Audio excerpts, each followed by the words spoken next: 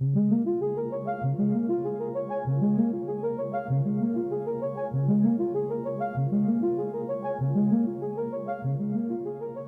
I'm Dick Osgood. Welcome to another installment of Lake Minnetonka Association Presents.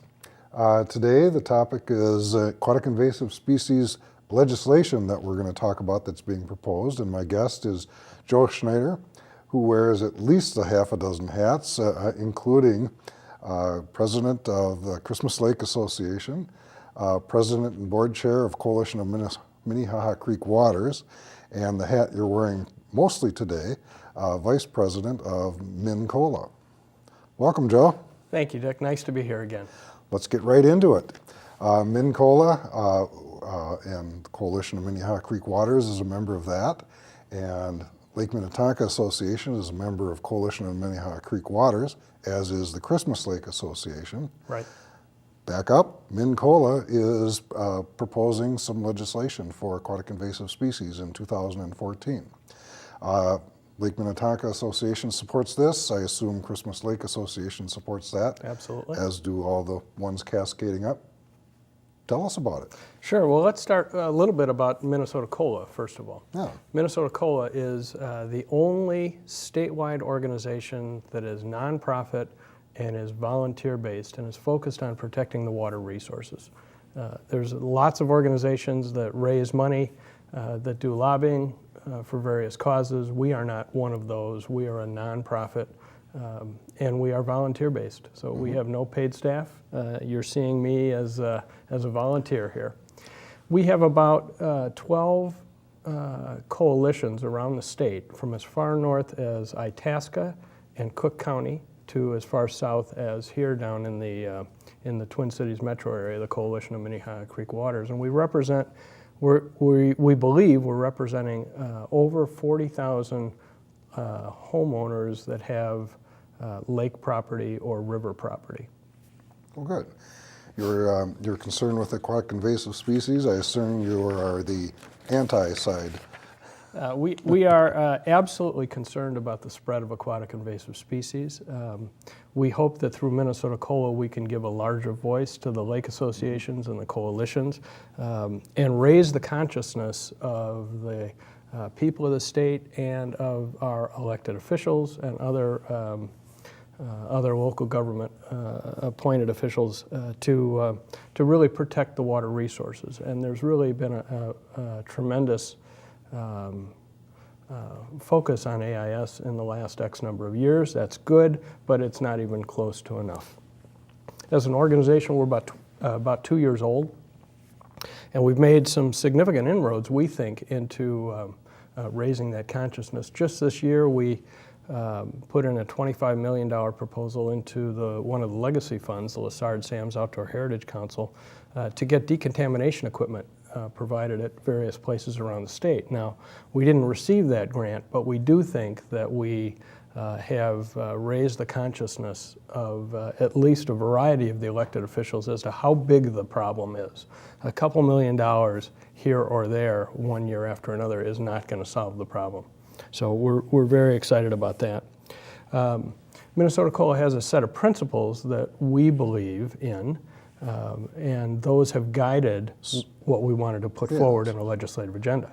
Oh, okay, you just answered my question. Okay, Go so by understanding the principles that we focus on, and we've got a slide that's got the few principles on it, the focus is protecting the water, first and foremost. And we're talking about surface water, not groundwater. There's other groups that are working on groundwater, but we're working on lakes and rivers and creeks. And fundamentally, we believe that it is critical to protect our water resources for the recreational use, the aesthetic use, and it's our stewardship responsibility as a state. Now, Minnesota is known for 10,000 lakes. Let's keep them usable. And simply, they boil down to the fact that everyone has the right to use Minnesota's public waters, absolutely, but nobody has the right to ruin them, and that we feel is very fundamental. Absolutely clear. There is no question about access and availability, but there is a responsibility to do the right thing. One of the things that's hurting our lakes today is aquatic invasive species, as you know, and lots of boaters like to go from lake to lake to lake, and the way that we can do that safely without spreading aquatic invasive species is to make sure that the boats are AIS free. That means no milfoil, no zebra mussels, no standing water, et cetera, et cetera. Now that's on a lot of simple fishing and runabout boats, that's very easy. On more complicated boats like wakeboard boats, et cetera, that's a more challenging task. But we believe that decontamination is one of the ways that you allow safe transport between lakes. And so we think that that's got to be available and it's got to be easy to get access to. Now, there's been a lot of focus on education. You've seen a lot of AIS billboards, a lot of AIS in the newspapers, et cetera. And that can help, but that's simply not enough to change the behaviors. If you think about the littering campaign that we all know from the 60s and 70s, it took 50 years before it became clearly ingrained in our behaviors. A really good education program and awareness program, but it takes a long time to change behaviors. I would just point out an example on the other end. The smoking campaign is largely educational, but it doesn't work. There's clearly a difference between littering and smoking. But yeah, absolutely. But the key in both of those cases is changing behaviors. Yep. Right. Yep. And lastly, we believe that research is really important. We don't want to leave that out of the equation. So education, research, et cetera, those are all vitally important. Okay. So those are the principles we use. Okay, those are what will guide you and the proposals that are coming forward. You have other areas of interest? Yeah, we have put together a platform of 5 areas for our legislative agenda. So the legislative session for 2014 starts in February of this year. Mm-hmm. There's lots of activity getting ready for that now. Lots of groups are coming out with their legislative agendas. Now those are the things that we would like to see changed in our laws, either enacted or revised in our aquatic invasive species laws that govern the state. So that somebody has to propose a piece of legislation. We're not actually going to propose it. We're just going to say these are the things we're really focused on. We want to get legislators to support those things. And then we'll work with other organizations to help get the legislation drafted. But Minnesota COLA won't do the drafting. So today's talk is mostly AIS, but you're going to tell us about the other areas of interest. Absolutely. So there are 5 areas in our platform for 2014. And the first one is really a focus on science-based protocols. If you were to dig under the covers of our AIS laws today, the statute 84D says that the protocols that will govern how we inspect boats and how we decontaminate boats will be based on the Western Region protocols. They have a very fancy name, but basically we know them as UMPs, the Uniform Minimum Protocols. And that's in the legislation. But what's also in the legislation today is the fact that the commissioner of the DNR has the ability to revise those and change those statutes. So we're very concerned about his ability to change those, and he's done those for convenience purposes and not based on science. So that's number one. Go back to the science-based programs that govern how we inspect and decontaminate boats. The second thing is we really don't have a good decontamination program, so that's our second platform plank, is getting a robust decontamination program put in place. We have 23, the DNR today has 23 units spread across the state. 10,000, 11,000 lakes, pick your number, 23 decontamination units. And we believe there need to be hundreds around the state if you're really going to make decontamination available and accessible. So a decontamination program available and a rigorous program that is certified, that you can verify that the work was done and that you can prove that the procedures are being followed every time. So that's number 2. So first one is science-based protocols, second one is decontamination. The third one is there's a lot of reason to use our outdoor heritage funds, our legacy funds that we all as Minnesotans voted on in 2008 to protect our water, clean water, the outdoor heritage, et cetera. And we believe that it's appropriate to use those for AIS, especially one-time uses. So far, the Outdoor Heritage Fund has given out $500 million, and virtually no money has gone to AIS, and that seems sinful at this point.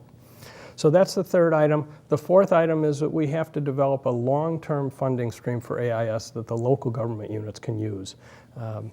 Today, there is a long-term funding stream. It's $1.50 per year per boat, and it's based on the boater registration. And that's not even close to providing enough money. So we believe there's a new funding stream required, and it's got to get focused at the local government unit, because that's where the work is being done today. The DNR can't do it all. It's got to get done at the local unit. And then lastly, we believe that there needs to be a long-term focus on research. It's critical that we understand that research takes time. You can't short-circuit this stuff. We're hoping for silver bullets. We don't know if we're going to get any silver bullets, and it'll certainly take time to get there, but we can't be fighting for funding. And second of all, when we don't have sufficient funding, we can't attract the right researchers. We can't attract the best and the brightest. So we're focused on getting long-term funding for the research. So those are the 5 platform planks: science-based protocols, decontamination, using outdoor heritage funds for one-time use, getting a long-term funding stream, and funding research long-term. So does MinCo have specific proposals, or will they be weighing and evaluating proposals that come forward by these planks? Yeah, we do not have specific proposals in place. We have probably more insight into several of them, but we will take any funding stream as long as it can be long-term and provide sufficient new resources. We don't care if it's an AIS label for your boat. We don't care if it's tied to the watercraft registration. We don't care. It needs to be new, it needs to be significant money, and it needs to be directed to the local government unit. Okay. And all of these planks are important. Picking and choosing isn't going to get us too far down the road, is it? No, unfortunately, we need to have a comprehensive program of both procedures that are science-based, decontamination available, and enough money to do it. And hopefully we'll get some research in there. Now, we may not, with the research, ever be able to turn the clock back. We may never be able to remediate the damage that's been done, but we'll see. These things aren't going to sail through. Nothing ever does. What might be some distractions to this? Yeah, well, like every other issue that happens in the political realm, there are special interest groups that have lobbying organizations that are, specifically trying to keep their organization's interests in mind. So this is one that we're going to have some challenges with, because there are well-established lobbies out there today. The fishing lobby is one that we worry about. It's not that their heart is in the wrong place, their heart is in the right place. They want to make sure that there is good fishing available for their members. Great. We are going to probably, if we're able to do some of this stuff, we are going to impact their behaviors. We're going to make it a little less convenient. Don't want to stop it, but a little less convenient, because we've got to make sure that we don't let AIS spread across our Minnesota waters. Good. So we do expect some controversy. Yeah, and we at the Lake Minnetonka Association get calls for you should have a lobbyist. And we kind of do through what you've just described in our participation in the coalition and in MinCo as well. Right. I assume you get that at Christmas Lake also. Absolutely. But I know you're going to, at the end, tell us what more individuals can do. Sure. Yeah. But I know there's one more slide in between there. I'm happy to talk about some other things that we support. Now, those 5 planks are the things that we view are very important, and we're going to be pushing very hard to make those get into legislation. But the other 5 areas are the things that we also support. That most of them, as you can see, talk to AIS. There's a very straightforward, simple thing we can do to make sure that boats coming into the state through our interstate highways and other major roads get checked for AIS before they come into the state. We can leverage existing facilities if we use the highway way stations that exist. We can put decontamination there. It's relatively straightforward to implement. Lots of other states on the west have done exactly that. So we're very supportive of that. We think that's a layup. We believe in tie-ins for AIS education, whether it's tied to watercraft registration, whether it's tied to some fishing license, whether it's tied to almost anything. Youth programs in the school, we believe that AIS education is really important. It is fundamental, but it alone doesn't do enough. We also believe in much stiffer fines and penalties. Our fines and penalties for breaking the laws, either intentionally or by accident, are a joke today. A tank of gas in a wakeboard boat costs more than the penalty for moving AIS between lakes.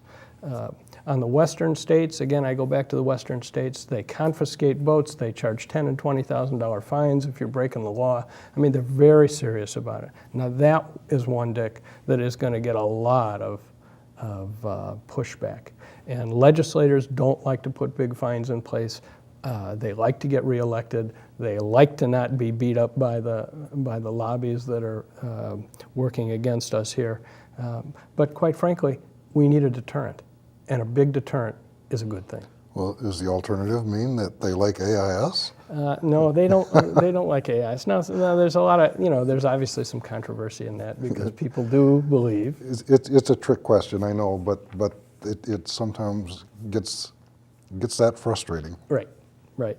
And then we're still building new boat landings on new lakes that have never had a boat landing. And we would like the DNR to focus their attention on making the landings that they have today better for getting rid of AIS before they put more landings in new lakes that don't have any AIS. So that's another one. And then lastly, the shoreland standards that govern what you can do around the shores of our waters around the state are way, way, way overdue for renewal and rethinking. And they almost got through and almost got signed, but Governor Pawlenty, that's how far back this goes, Governor Pawlenty did not sign that legislation. So we believe that should be done. So those are the other things we agree with, we support, but we can only have a limited amount of focus that we have, so we have 5 planks. Okay, well, good. I know you, as president of Christmas Lake Association, have written to all your members on Christmas Lake, asking them what they can do. Right. You've asked us and other lake associations to do the same with respect to our members. This show is one way we can help with people around Lake Minnetonka, but also other lakes that are in the viewing area. Review, what can individuals do? Sure. Well, it gets really basic. The first point is you got to get smart. You got to understand what the issues are that we are presenting, or what the opportunities are that we are presenting. So get engaged, get smart, and then find opportunities to talk to your legislators, find opportunities to write to them, and ask them specifically to support these 5 platform planks, right? Ask them to make sure that the rules we use to govern, the protocols we use to govern inspection and decontamination are science-based, only science-based. Make sure that we have a rigorous decontamination program. Decontamination's not the best. It's got flaws. It's a program. You can only do so much. Every program has flaws, but it's the best tool we've got in the toolbox right now. So we got to go for the decontamination. We got to get the use of our sales tax dollars that we all agreed to fund in 2008, and we've got to get more funding for this program, and we've got to get more funding for research. So that's what you got to ask your legislators to support. And beyond that, it's get engaged, because AIS is not waiting for us to get engaged. If we don't get engaged, we're going to turn around and more of the lakes in Minnesota are going to be affected by aquatic invasive species, and it isn't a good thing. I'll bet you can help people get smart. There must be a website where these 5 platform planks are listed. They will be listed in January. Okay. We have chosen to publish them with press releases and things like that in January, but But this show is posted on the LMCC's great. Where are we going to post website it? and as a YouTube video, so it'll be out there. Perfect. That sounds great. So we'll help that way. What else? Any closing remarks? No, it's, well, sure. I always have more to say, Dick. I've never known you to be closed-mouthed. Really, the thing about AIS is that it's something that's hard to turn the clock back on. As compared to prairie restorations, wetland restorations, which you can do really at any time. If you've messed up the prairies, if you've messed up the wetlands, you can reclaim them. We have techniques that work on that. There are no techniques that roll the clock back and get us back to a non-AIS environment. So this is the time to act. Mm-hmm. We just, the urgency is now. Prevention is plan A. Prevention is plan A. Wonderful. Well, good. This has been very enjoyable. Thank you, Joe. Thank you, Dick. Always a pleasure. And this is your second time on the show, so let's make it a habit. Okay, that sounds great. All right. Thank you all.